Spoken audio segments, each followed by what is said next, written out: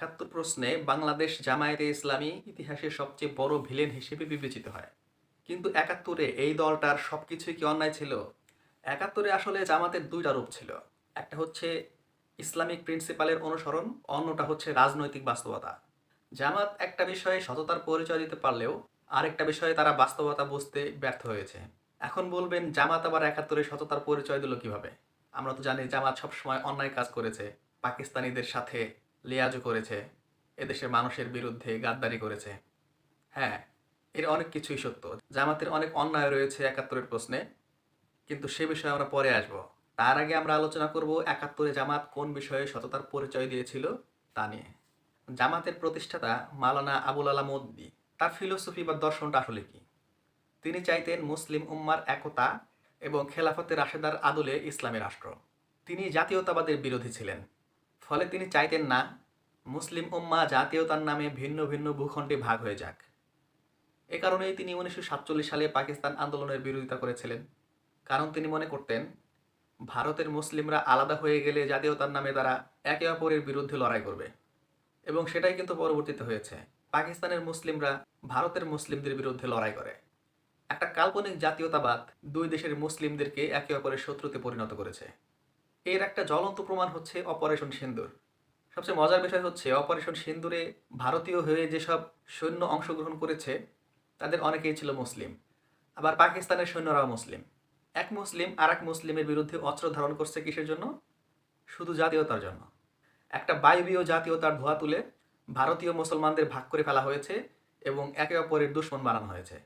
আর মওদুদি চাইতেন এই ধরনের দুশ্মনী মুসলমানদের মধ্যে না হোক, মুসলিম উম্মাহ ঐক্যবদ্ধ থাকুক। এছাড়াও বর্তমানে যে জাতিরাষ্ট্রের উদ্ভব হয়েছে দ্বিতীয় বিশ্বযুদ্ধের পরে, যারা খেলাফত পন্থায় বিশ্বাসী তারা কিন্তু এই জাতিরাষ্ট্রকে জাহিলিয়াত মনে করে। মওদুদি নিজেও এই ধরনের জাতিবাদী রাষ্ট্রকে জাহিলিয়াত মনে করতেন। কারণ খেলাফার কনসেপ্টই হচ্ছে সকল মুসলিম ভূখণ্ড ঐক্যবদ্ধ থাকবে একটা রাষ্ট্রের অধীনে, একটা মাত্র শাসকের অধীনে। সেখানে মুসলিম রাষ্ট্রগুলো যদি জাতীয়তাবাদের নামে আলাদা আলাদা ভূখণ্ডে ভাগ হয়ে যায়, ভিন্ন ভিন্ন শাসকের মাধ্যমে শাসিত হয়, তাহলে খেলাফতের যে আইডিয়া, খেলাফতের যে সুযোগ সুবিধা, সেটা আসলে থাকে না, সেটা ব্যাহত হয়ে যায়। এজন্য খেলাফতপন্থীরা মনে করেন জাতীয়তাবাদ হচ্ছে খেলাফা প্রতিষ্ঠার সবচেয়ে বড় শত্রু। একই চিন্তা মাওলানা মওদুদিও করতেন। ফলে তিনি চাননি জাতীয়তার নামে মুসলিম ভূখণ্ডগুলো আলাদা হয়ে যাক। এবার আসা যাক ৭১ প্রশ্ন ও বাংলাদেশের অভ্যুদয়ের বিষয়ে। ৭১-এ জামাত বাংলাদেশের স্বাধীনতা চায়নি, কারণ সেই একই। অর্থাৎ তারা মুসলিম ভূখণ্ডগুলোকে ভাগ করে ভিন্ন ভিন্ন রাষ্ট্রে বিভক্ত করার পলিসিতে তারা একমত ছিল না। ফলে পাকিস্তান যখন হয়ে গেছে, সে পাকিস্তান ভেঙে আরেক টুকরো মুসলিম ভূখণ্ড স্বাধীন হয়ে যাবে, এটা তারা মুসলিম উম্মার একতাবদ্ধ থাকার যে কনসেপ্ট, সেই বিষয় থেকে তারা এটা মেনে নিতে পারেনি। আবার বাংলাদেশের স্বাধীনতা আন্দোলন ও যুদ্ধে যারা নেতৃত্ব দিচ্ছিল তারা বেশিরভাগই ছিল বামপন্থী বা মধ্য বামপন্থী।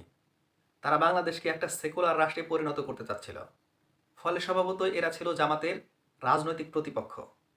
আর রাজনৈতিক প্রতিপক্ষ হিসেবে তারা জিতে যাবে, জামাত হেরে যাবে, এটাও তারা মেনে নিতে পারেনি। কারণ জামাত চাইতো দেশে ইসলামের শাসন কায়েম করতে, অন্যদিকে বামপন্থীরা চাইতো দেশে কমিউনিজম কায়েম করতে। এবং এটা যে সত্য, সেটাই পরবর্তীতে প্রমাণিত হয়েছে। শেখ মুজিব স্বাধীনতার পর বাংলাদেশে কমিউনিজম কায়েম করেছিলেন। রাষ্ট্রীয়ভাবে সমাজতন্ত্রকে করা হয়েছিল রাষ্ট্রীয় মূলনীতি। জামাতের পক্ষে এগুলো মেনে নেওয়া সম্ভব ছিল না, কারণ তারা দেখতে পাচ্ছিল চোখের সামনে দেশটা কমিউনিস্টরা দখল করে নিচ্ছে। ফলে নীতিগত প্রশ্নেই তারা পাকিস্তানের পক্ষে অবস্থান নেয় এবং বাংলাদেশের বিরোধিতা করে। ফলে ৭১-এ জামাত এই দিক থেকে সৎ ছিল যে তারা তাদের নীতির প্রশ্নে আপোষ করে নেয়।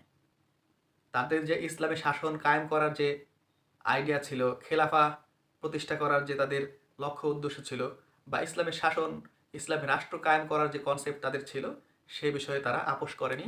তারা তাদের চিন্তার সপক্ষে লড়াই করে গেছে। এই জায়গায় তারা অবশ্যই সততার পরিচয় দিয়েছে। এবার আসা যাক ৭১-এ জামাতের ভুলের বিষয়ে। আসলে জামাত যে চিন্তাটা করত, সেটা হচ্ছে এক ধরনের ইউটোপিয়ান চিন্তা। তারা মনে করতো যে তারা যেভাবে ভাবছে পৃথিবীটা আসলে সেভাবেই চলে। ঘটনা কিন্তু তা না। পৃথিবীর রাজনীতি হচ্ছে বিশৃঙ্খলাপূর্ণ। বাস্তববাদীদের মতে পৃথিবীর রাজনীতি হচ্ছে মাচ্ছান্নায়ের মতো। এখানে যে যেভাবে পারে নিজের স্বার্থ আদায় করে নেয়। ফলে রাজনীতি যে সবসময় সরল রেখায় চলবে না, এটাই স্বাভাবিক। এখানে বিভিন্ন ধরনের উত্থান পতন হবে, বিভিন্ন অনৈতিক কাজ হবে, সবসময় সঠিক সরল রেখা এবং নিয়ম অনুযায়ী চলবে না। কিন্তু আপনাকে সবসময় ইতিহাসের সঠিক পথে থাকতে হবে। 1947 সালে পূর্ববঙ্গ কেন স্বাধীন হয়েছিল? ভারতের থেকে পূর্ববঙ্গের স্বাধীনতার কেনই বা প্রয়োজন ছিল? কি চিন্তা করে তারা স্বাধীন হয়েছিল? তারা স্বাধীন হয়েছিল তো বাঙালি মুসলিমের আইডেন্টিটি আলাদা সেই চিন্তা করি, তাই না? তারা ভারত থেকে স্বাধীনতা চেয়েছিল যেন তারা আক্ষরিক অর্থেই স্বাধীনতার স্বাদ উপভোগ করতে পারে। কিন্তু পশ্চিম পাকিস্তানিরা বাঙালি মুসলিমকে স্বাধীনতার স্বাদ উপভোগ করতে দেয় নাই। অথচ পাকিস্তানের মেজরিটি মানুষ ছিল বাঙালি মুসলমান। বেশিরভাগ জায়গায় কি হয়, সংখ্যাগরিষ্ঠ মানুষ সংখ্যালঘুদেরকে নির্যাতন করে বা অন্যায় অত্যাচার করে। কিন্তু এখানে হচ্ছিল উল্টো, সংখ্যালঘুরা সংখ্যাগরিষ্ঠদের অত্যাচার করছিল। আর এই ধরনের ঘটনা যদি ঘটে তাহলে সেখানে অবশ্যই সংখ্যাগরিষ্ঠরা বিদ্রোহ করে। যেমন সাম্প্রতিককালে আমরা সিরিয়াতে দেখতে পেয়েছি, সেখানে 12% আলাবি সুন্নিদের উপর নির্যাতন করছিল, ফলে সুন্নিরা একটা সময় বিদ্রোহ করে এবং আলাবিদেরকে উৎখাত করে। একইভাবে বাঙালি মুসলমানরাও পাঞ্জাবিদের বিপক্ষে বিদ্রোহ করে এবং বাংলাদেশের স্বাধীনতার মতো ঘটনা ঘটে। যদি বাংলাদেশ এবং পাকিস্তানের মধ্যে এত দূরত্ব না হতো তাহলে হয়তো শুধু সরকার উৎখাত পর্যন্ত এটা সীমাবদ্ধ থাকতো, আলাদা ভূখণ্ডের জন্ম হতো না। কিন্তু যেহেতু দুই অংশের মধ্যে ব্যাপক দূরত্ব ছিল, তাই এই ঘটনা একটা স্বাধীন রাষ্ট্রের অভ্যুদয় পর্যন্ত চলে গেছে। আমরা তো হাসিনার শাসন 17 বছর পর্যন্ত সহ্য করতে পারি নাই, তার আগেই হাসিনাকে উৎখাত করে দিয়েছি। কিন্তু ওই সময়ের বাঙালি মুসলমান অনেক ধৈর্য ধরেছিল বলেই 24 বছর পাকিস্তানিদের শোষণ তারা সহ্য করেছে। কিন্তু যখন সহ্যের শেষ সীমায় চলে গেছে তখনই কেবল তারা পাকিস্তানি শোষকদের বিপক্ষে বিদ্রোহ করেছিল। আর নিরপেক্ষভাবে বিচার করলে দেখা যায় এখানে বাঙালি মুসলমানই ইতিহাসের সঠিক পক্ষে অবস্থান করছিল। কিন্তু তৎকালীন জামায়াতে ইসলামী এই বাস্তবতা অনুধাবন করতে ব্যর্থ হয়। ফলে তারা তাদের নীতির প্রশ্নে আপোষ না করলেও রাজনৈতিক কৌশল হিসেবে ভুল পদক্ষেপ নেয়। তারা শুধু বাংলাদেশের স্বাধীনতার বিরোধিতাই করেনি, বরং তৎকালীন একটা পুতুল সরকার মালেক সরকারের মন্ত্রিসভার মন্ত্রিত্ব তারা নিয়েছিল। আজকের জাতীয় পার্টির হাসিনার দোসর হওয়ার যে দায়, ঠিক একই রকম দায় আছে জামাত ইসলামীর তৎকালীন পাকিস্তান সরকারের সহযোগী হওয়ার। 71-এর পক্ষ ছিল মূলত দুইটা, একটা হচ্ছে জালেম আর একটা হচ্ছে মজলুম। বাঙালি মুসলমান ছিল মজলুম আর পশ্চিম পাকিস্তানেরা ছিল জালেম। ইসলাম সবসময় মজলুমের পক্ষ নেওয়ার কথা বলে। যদি দুই পক্ষই মুসলিম হয় তাহলে আপনি কোন পক্ষ নেবেন? আপনি অবশ্যই মজলুমের পক্ষ নেবেন। কারবালার ময়দানে হুসাইন এবং উমাইয়াদের মধ্যে যে যুদ্ধ হয়েছিল তারা তো উভয় পক্ষই মুসলিম ছিল, তাই না? আপনি কোন পক্ষ নেবেন? অবশ্যই হুসাইনের পক্ষে, কারণ হুসাইন ছিল মুসলিম। আবার আব্দুল্লাহ ইবনে জুবাইর এবং উমাইয়াদের মধ্যে যে যুদ্ধ সংগঠিত হয়েছিল সেখানে আপনি কার পক্ষ নেবেন? সেখানেও আপনাকে আব্দুল্লাহ ইবনে জুবাইরের পক্ষ নিতে হবে, কারণ তিনি ছিলেন মুসলিম। ঠিক তেমনিভাবে বাঙালি মুসলমানের স্বাধীনতা আন্দোলনে বাঙালি মুসলমানই ছিল মুসলিম আর পাকিস্তানিরা ছিল জালেম। ইসলামের দাবি হচ্ছে আপনি মুসলিমের পক্ষে থাকবেন। আপনার নীতি কি বলে তার থেকে বড় বিষয় হচ্ছে মুসলিমের পক্ষে অবস্থান নেওয়া।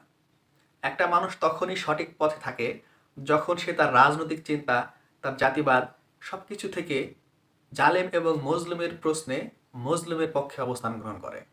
সামনের দিনের বাংলাদেশেও আমাদেরকে হয়তো জালেম এবং মজলুমের এই খেলা দেখতে হবে। আমাদেরকে তখনও যে মজলুম থাকবে তার পক্ষে অবস্থান নিতে হবে।